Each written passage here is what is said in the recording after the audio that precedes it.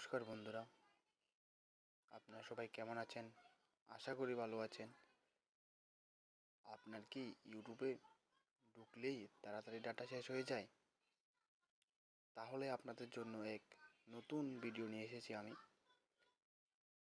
প্রথমে আমরা আপনার ইউটিউবে প্রবেশ করব।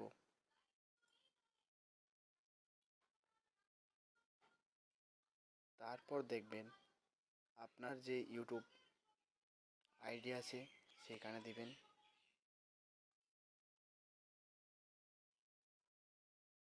সেখান থেকে আপনারা দেখবেন উপরে সার্চ বাটনের ডান দিকে একটা সেটিং অপশান আছে, সেখানে ক্লিক করবেন। সেখানে ক্লিক করার পরে দেখবেন নিচের দিকে স্ক্রল করবেন।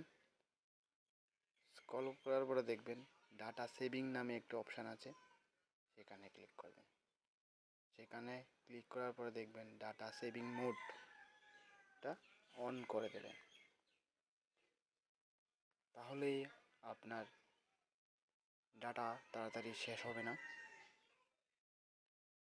ভিডিও বা রিলস দেখলে তাড়াতাড়ি ডাটা শেষ হবে না।